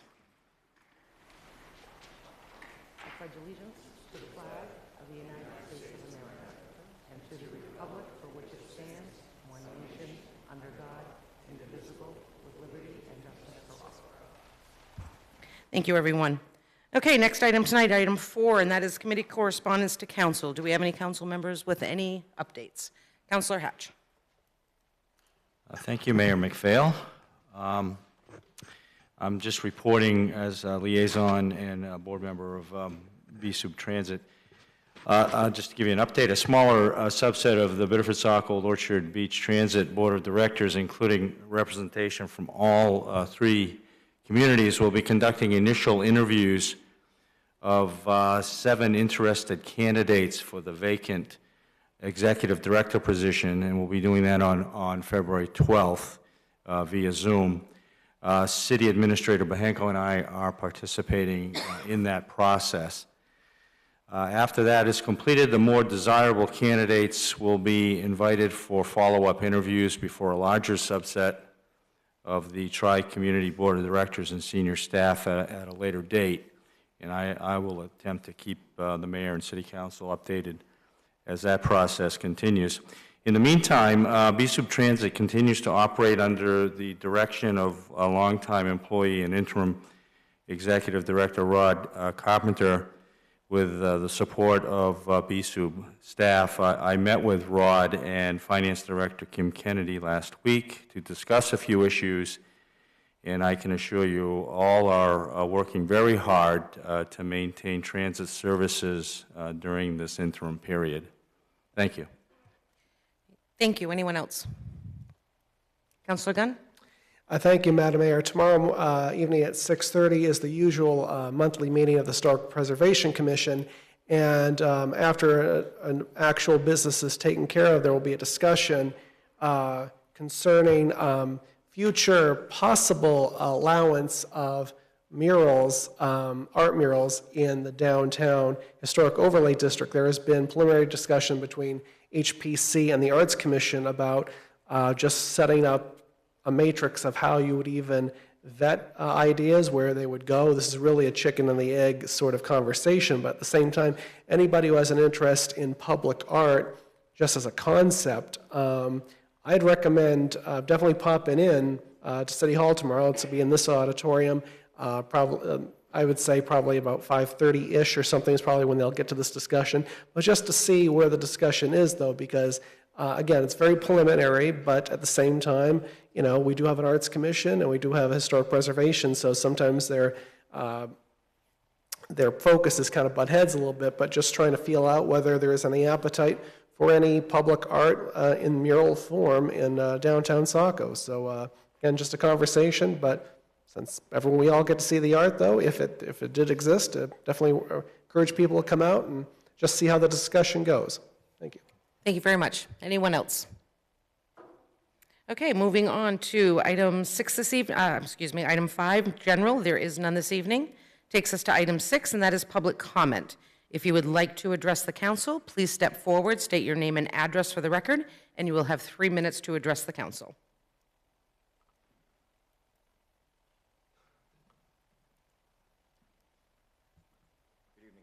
How How are you? Good My name is evening. Jason Andrews. I own 65 Cumberland/71 Ocean Park Road. I really would like to get a lot more visibility about this whole traffic study. I was blindsided on November 19th when I found out Old Orchard Beach was actually doing something, and they had way more people in there than we had in here. I don't think the public is well aware of what's going on. I think you guys just need to put it out there. Snail mail, everything, because I haven't received anything on this, and it's really a disappointment. And I'd hate to see the exit 2A go away. A lot of people on Ocean Park Road, all the substreets down there, they all want access there. It's a direct access. And a thing to think about probably too is emergency services, time. Where are they coming from? How are they getting there? Say there's a fire on Norman Street. 4 minutes is 4 minutes. So that's all I have to really say about that. Thank you. Thank you. Appreciate it. Anyone else wishing to speak? Okay, not seeing anyone seeking recognition. Takes us now to item 7, and that's the approval of the minutes.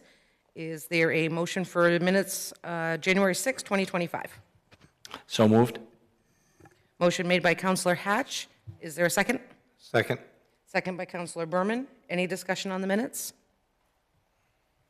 Okay, not seeing any. Roll call vote. Counselor Edwards?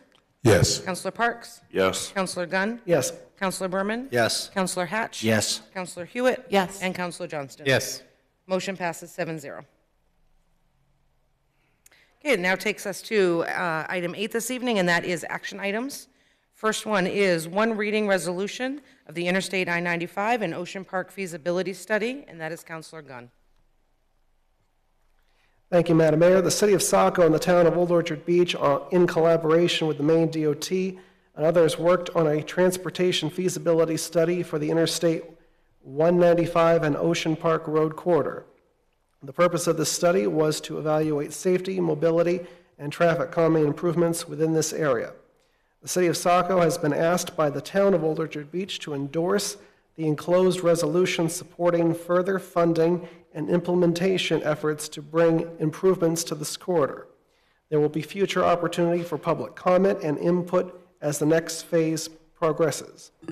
And for the benefit of everyone involved, I will read the resolution now. Let me just make it a little bigger. There we go.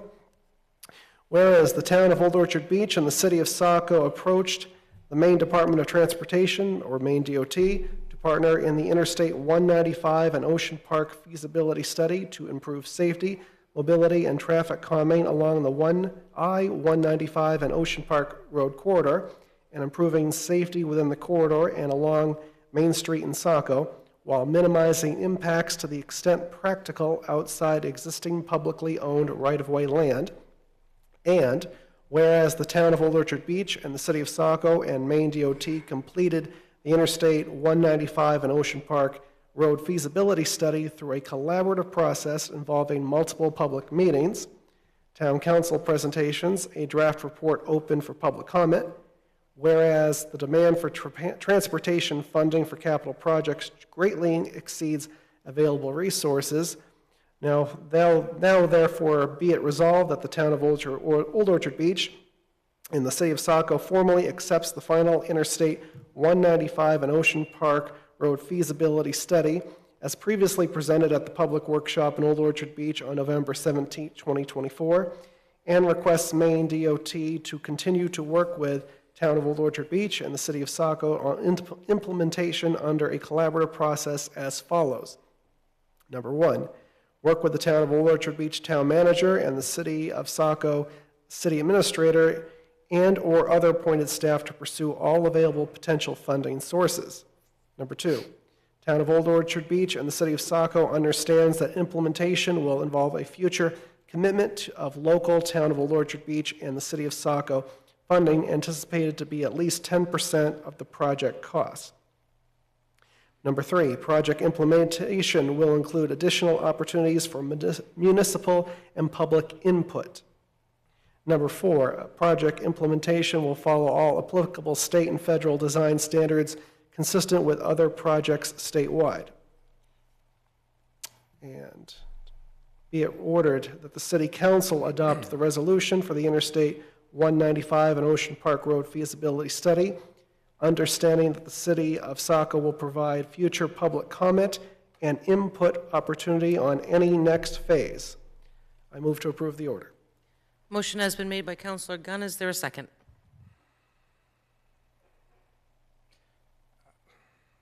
I'll second. Motion made by Counselor Johnston. Any discussion on the resolution? Counselor Johnston, then Counselor Thank Hatch. you. Yeah, I mean, I seconded have the discussion, because again, from my perspective, I think what kind of took me off guard, as we've now heard from a member of the public, is that the first time we heard about this was a couple weeks ago. To be honest, I thought I had just, it breezed past me. I think I saw something in the Courier. That was the first time I saw plans. The last time we talked about this, I had asked for the plan so I could see what we were agreeing to. And this is that first conversation. Now we're being asked to not just okay the plan, but commit financially to something, which I have concerns with, and I do not want to seem ungrateful. Like I said, I don't envy anybody that has to try to make these types of plans.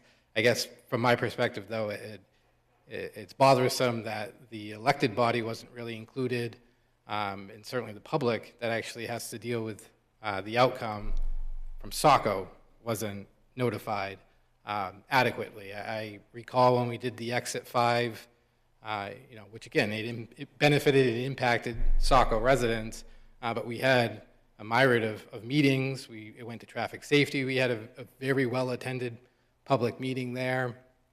I look at this and I'm welcoming to anything that may improve the area, but I also can see how, again, more voices could be beneficial here. I think to Councilor Berman's role on BPED, I don't know if it's gone to them. I'm sure that they might have some input there. I know last traffic safety meeting when we kind of briefly discussed this, there was some concepts about potential sidewalk improvements all the way up the Ocean Park Road, and I'm not insinuating that the state needs to pay for that all, but having a cohesive plan that kind of benefits both Old Orchard Beach and Saco, I think is more beneficial.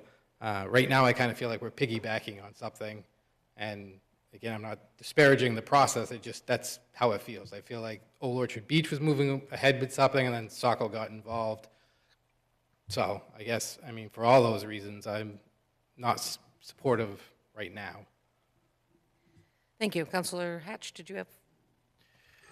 Yes, I just want to echo the sentiments of Councilor Johnson. I'm sitting here thinking that I'm looking at a plan that I don't like. I don't feel like it's in the best interests of the city of Saco. We haven't had an opportunity to engage in the vetting process. I look at the resolution, and I don't clearly see, maybe it's implied, but I don't clearly see any room to discuss and modify the design. I'm not feeling real comfortable supporting a resolution that requires city funding without feeling more comfortable about what we're funding. So I'm sitting here and I'm thinking one of two things. I'm either going to vote no, or we table it and we wait to get more information that gets us to a point that we feel more comfortable, and then I may still vote no, but at least we'll have some opportunity to vet this. So that being said, I'm going to make a motion to table. Okay, Counselor Hatch has made a motion to table. Is there a second? Wait, point of order, can we continue to have this, you didn't? Motion has been made. You'd have to vote down the motion. Okay. Motion's on the floor unless you'd like to withdraw. I'll remove my motion to acquiesce to Councilor Gunn's interest, yeah. Just for discussion purposes. Counselor Berman? Yeah, thank you, Madam Mayor, and I appreciate Councilor Hatch withdrawing to allow me and anybody else to still speak for the moment. I personally, as I tried to insinuate, kind of like the plan. I feel like it solves several of our problems, but I also agree with Councilor Johnston and Hatch that I was kind of surprised to see the plan and to learn where it was. I don't feel it's been adequately discussed. I understand that there are some concerns, both of the residents being affected in their neighborhoods. And I'm also not sure, as I read this resolution, about the degree of flexibility that still exists in the plan and what the processes are moving forward and where input might be added to address some of those neighborhood concerns. And to me, that's the larger part. What I sort of expected was to see a motion accepting the report and then a process moving forward. But the resolution really looks like not only are we accepting the report, but we're committing to finding funding to move it forward. And to me, that's kind of larger concern, given the degree of concern that I've heard. So I'm comfortable. I like the study. I think these are really critical intersections. I think work needs to be done. I appreciate that we're moving forward on that. And like I said, personally, I like most of the changes that I see. But I would need some kind of convincing that there's an opportunity for actual resident input such that it might substantially and fundamentally change the plan, if that's where the discussion goes, before I'd really be comfortable moving forward. And I'm a little unclear on that from this resolution. So if tabling is the way to accomplish that, that's okay with me. If there's another way to accomplish that, that's also okay. But I'm a little concerned with just moving forward with the plan as written, given the degree of concern. Thank you. City Administrator? Yes, I think a tabling motion might be in order here, but I would just suggest something to the council that they have, because sometimes you have to have a date certain to when you want to take it off the table. My suggestion would be is to table this item until after a public meeting is conducted on this matter here in Saco. My question, actually, Director Moore, is there a time framing? Is somebody expecting, waiting? What is the DOT and the Town of Old Orchard's expectations? If you don't mind. So I think that the purpose of the item tonight was just to talk to, council here. I agree. I think my first day as the interim director, I had a meeting with Old Orchard, Maine DOT, and Don from Goro Palmer, and we sat down and discussed the final report. So I know that there hadn't been a lot of public involvement here. That's why we wanted to bring him here tonight to at least present it. But I think that the purpose of the resolution is just to show Old Orchard that we're committed to working together on this project. I certainly think that although the plans kind of show certain designs, I don't think anything's set in stone, but I certainly agree that I think a public hearing, a public meeting with public comment would be. So there's nothing that's pending or waiting on this if we were to go out a couple weeks, a month to get that public meeting scheduled and get this in, is basically what I want to make sure first. Nope. Okay. Nothing that I'm aware of. All right, thank you. Yep. Councilor Hewitt? Is there any risk to the state matching funds if we wait? Travis, do you have any insight into that? I'm not sure, but from what I heard tonight, it appears the City Council wasn't inclined or was not comfortable with this resolution. So I guess we'd have to ask that question. Do you have any insight into that? I don't think there's been any funding mechanisms that have been identified as of right now. This is just to start that process, to start exploring what funding options are out there. Okay, great. Thank you. Councilor Gunn? Thank you, Madam Mayor. I guess this is a question for the city administrator. If we were to table this or outright vote it down, what options do we have in terms of this traffic study via the DOT, though? Do they just move on without us and do whatever they want to do with the road, and we're off the hook for that 10%? I mean, how does this play out if we just decide no on this? May I? I cannot answer that directly to tonight. My thought is that a project such as this with the major impact in Saco probably should have had a public meeting. I would say that you're not, the better choice, in my opinion, is to table until after a public meeting is held for public input in Saco.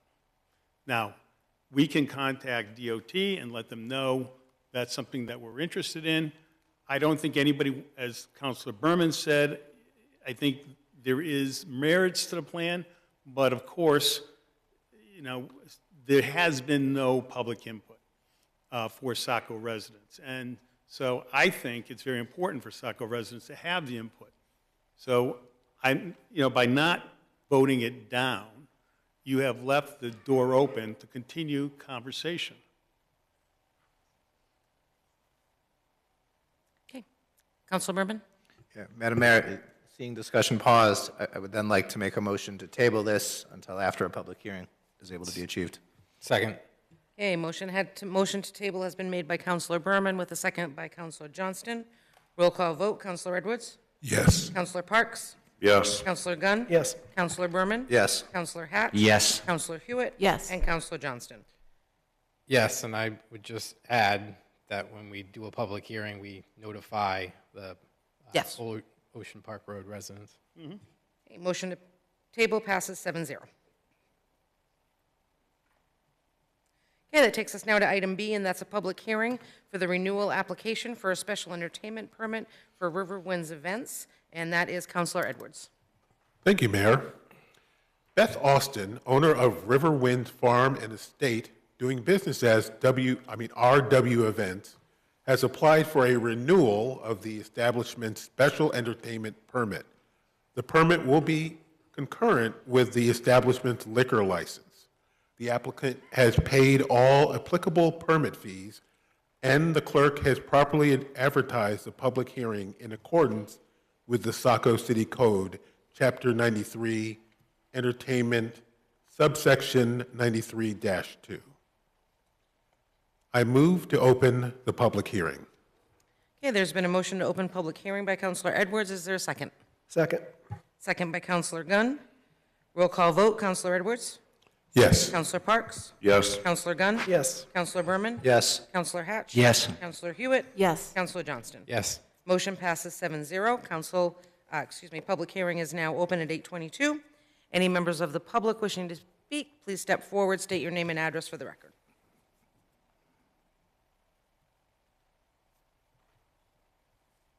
Okay, not seeking any members wishing to speak. Councilor Edwards?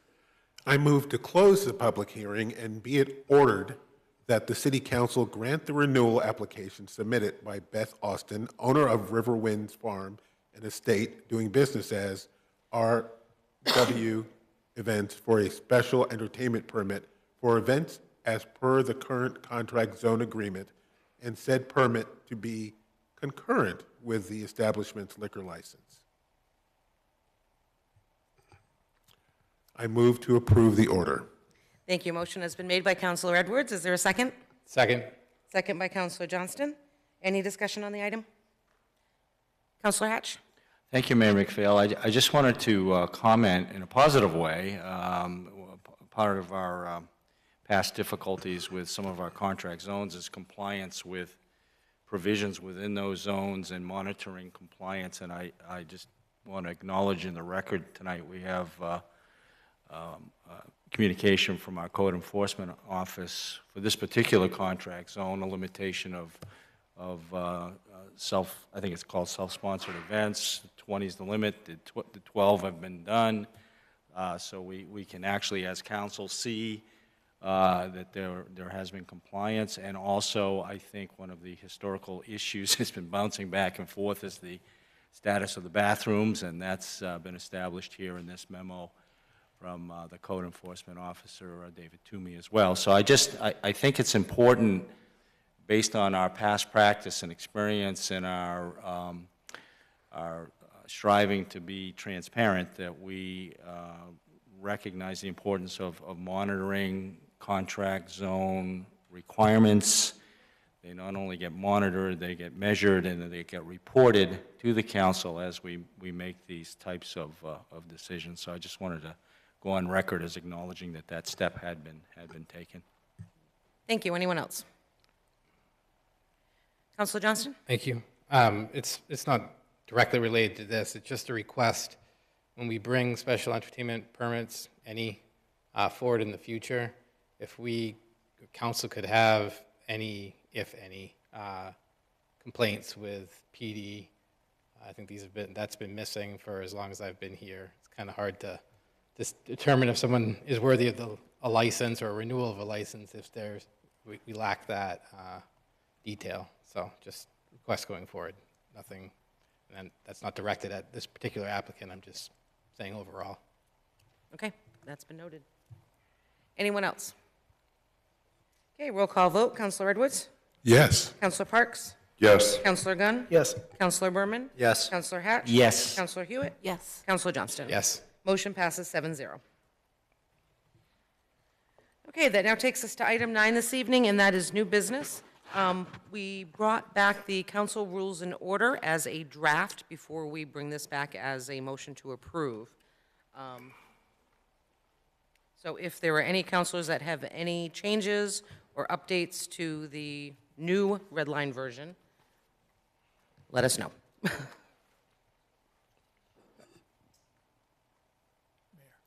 Madam Mayor, Yep, Counselor Johnson? thank you. I think that from what I recall, and certainly what I said, I think everything was captured very well.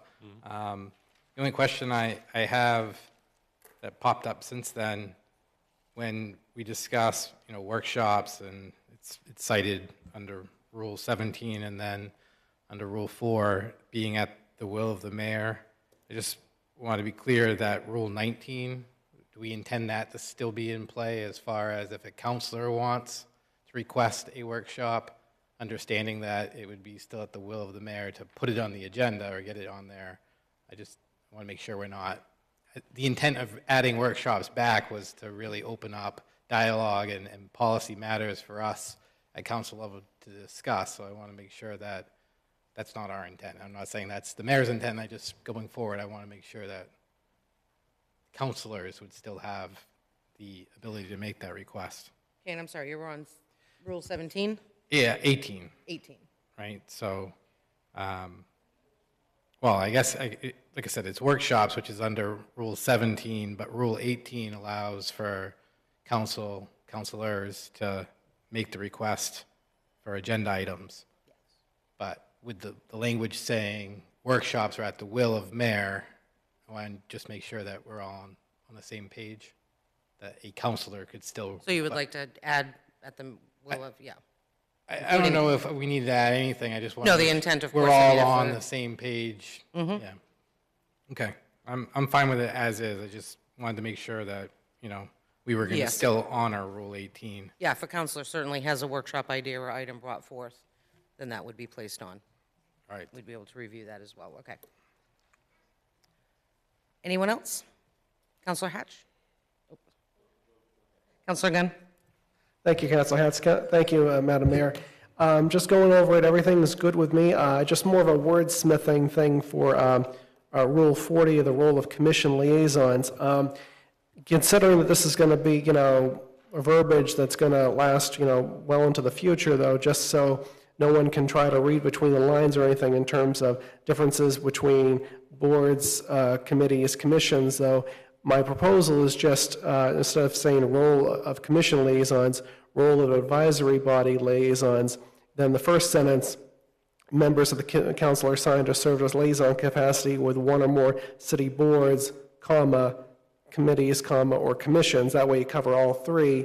And then for the rest of the verbiage, just to refer to them as advisory body. That way no one thinks there's any statute difference between any of the three, though.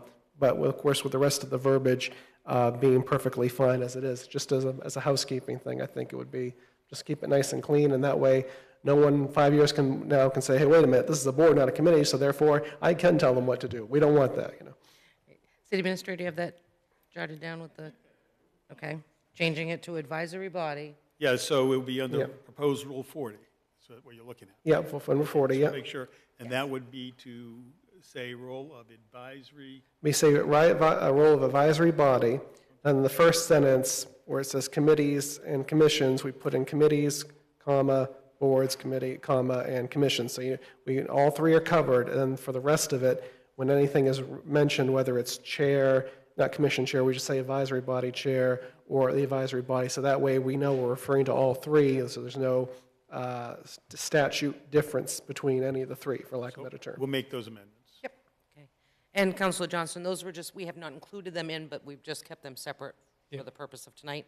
And then with the final red line draft, they'll be included in the body of the rules and order. Okay. And those are the two that you did add. Okay, anyone else? Councilor Hatch. Thank you, Mayor McPhail.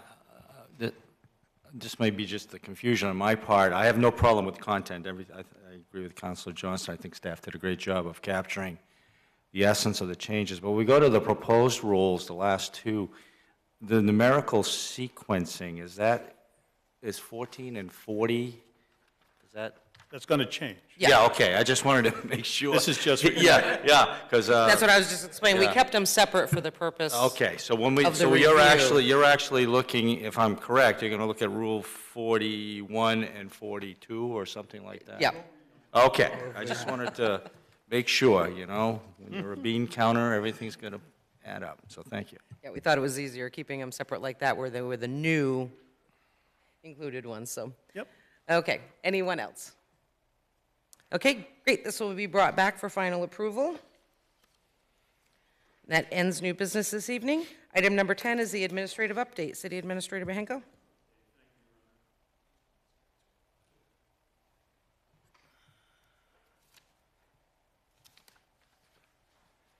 Excuse me. In addition, I have some things for the council to sign before you leave, so I would hope that you'd be able to do that. So on the administrative report, the commercial revaluation, of course, you heard that tonight, so I won't go into the details, but this was something to advise the public as well. Camp Ellis, Section 111, update from the Army Corps of Engineers. I'll just read it because I think people might have some interest in it. This month's results of the coastal modeling effort are being reviewed by the Army Corps of Engineers, coastal engineer who will be using the information to provide spur jetty design parameters to their design team. Also this month, Army Corps of Engineers geotechnical engineer will be reviewing data from the borings and that were done and providing design parameters to design teams for the foundation of the spur jetty. Next month, they will wrap up the information to have to date and hold a design review meeting in late February, which will also trigger the next steps for engaging the State Coastal Zone Management Office with the state permit coordination and getting their cost engineers the information they need to begin updating the estimated costs for the project. Work is on schedule and will be looking forward to the next milestone in February. And Jen Thalheiser, who is managing this project for the Army Corps, has indicated she'll keep me updated on these, and I will provide that information to the council and to the public. Great, thank you. Any questions or comments for the City Administrator? Councilor Berman? Yeah, thank you, Madam Mayor, and thank you, City Administrator, for the Army Corps of Engineers update. At the last meeting, when they were here presenting the results of the modeling, they had discussed providing the city with a PowerPoint presentation that they were giving, saying that was a public document and could be shared. I'm wondering if that's happened, and if so, if it can be placed on our new Camp Ellis update webpage. So the PowerPoint presentation. That's right, from the modeling results.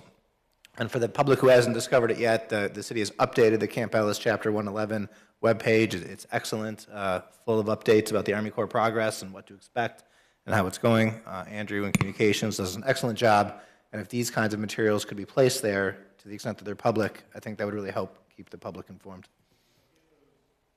I'll get those from the Army Corps of Engineers, and we'll place them onto the website. Thank you. I really appreciate that. Thank you. Anyone else? Okay, moving on to item 11 this evening. Any council discussion and comment? Councilor Johnston, then Councilor Hewitt. Thank you. What was I going to say? Yeah, so I think in all my years here, I've missed 2 meetings, one of which was the birth of my son, something I'm proud of. But with that said, I will not be here on February 3rd and potentially the 10th. Depends on if my flight gets in on time. And so kind of, I guess, selfishly, curious, looking for an update about the hybrid meetings that we've discussed many times over, because it is something that, even though I'm sure my family would prefer me not to be participating in, when I took the oath of this office, I took it seriously. And if you ask Jessica, she'll tell you that even when my son was being born, she'll tell you, I tried to go to that meeting. I may have tried, I don't fully recall, but she certainly tells me, oh, you wanted to go. So again, it's unfortunate that I'm going to miss time here, and I'm hoping moving forward we'll take that hybrid meeting up again so that I won't have to miss meetings in the future. Thank you. Okay, anyone else? Councilor Hewitt. I just want to mention there was a lot of comment on social media. In fact, 153 of our citizens commented on the protest at Young School. We also received an email from Mr. Stepp. This has been a recurring problem, and it is impacting our students here in Saco. And I'm not sure, given the freedom to demonstrate, what we can do to try and alleviate this problem or address it in the future. And I just want to bring it up to council. So I think maybe the first thing is to get the chief just to give a briefing on what the situation was. And then then I think it's going to be a more complex discussion relative to First Amendment. But certainly I'd like to have the chief give a summary of what happened. Sure. So last Wednesday, we got a phone call that there were demonstrators that had showed up over at General Dynamics. We rarely get advance notice if anybody's going to show up. When they showed up, there was about 17 people. I did send some staff up there to monitor. People were following the law as far as walking on the sidewalks, not blocking the street. They were walking from in front of General Dynamics up to the sidewalk, where the crosswalk where the rapid flashing beacon is, across the street, back down in front of Young School. And they were carrying, which they've brought over in the past and laid them in the road, they're sheets, white sheets that they stuff them with plastic or something and then cover them with a red dye. And they were walking back and forth, kind of in a U shape, in front of the school, across the street, back, and they kept doing that, and they were out there for several hours. As far as how to handle it, we look at all of the state laws that are applicable to make sure that they are doing what they're supposed to be doing. In other words, they're not blocking sidewalks, they're not engaged in disorderly conduct, those types of things. We have in the past, in previous protests, if there is a violation, we have issued summonses and charged people. In this particular one, I had a lieutenant there. There were no violations. But what Mr. Bahenko was saying is absolutely correct. This gets into First Amendment territory. And I can tell you that the First Amendment, well, I will first say I'm not an attorney. So First Amendment territory, that is like the pinnacle of all of our amendments. The First Amendment is extremely difficult to penetrate. I've done some research on United States Supreme Court cases, and they hold that one near and dear, is that First Amendment privilege. So what I'm going to do, working with the chief and others, we're going to meet this Wednesday and kind of debrief on what actually happened and what we could possibly do. As the chief has indicated, this is no small matter as it relates to the First Amendment. So we'll engage legal counsel as well to talk to us about it. We will not do anything until we've had legal counsel take a look at it. But certainly we understand the concerns of the public, and so we are going to discuss those, and we'll report back to the City Council. Councilor Berman? Yeah, I think that last piece actually answered my question, but given the sensitivities on both sides of this issue, right, the strong sensitivity of parents and the school right there, but also our strong appreciation for free speech and preserving the rights of our citizens in Saco, I guess I would ask before any significant policy change occurs, that it gets brought back to council for discussion. We don't intend to, we wouldn't make a major policy decision on something such as this without bringing it back to the city council. And the superintendent will be involved in the meeting as well, so that we have the input from the school side as well. Yep, go ahead. Can we ask the lawyer if it's possible to not prohibit the protest, but to say it's not allowed within so many feet of school or during school times? Is Well, that an that's something option? we'll have to discuss, because it depends on, again, certainly, I don't want to comment any further until I talk to them about it, because, I really don't want to provide, some misinformation. So all I can say is we are going to meet on it, we're going to discuss it. We will work with our with an attorney to get some comments from them and see what we can do. Okay, thank you. Anyone else?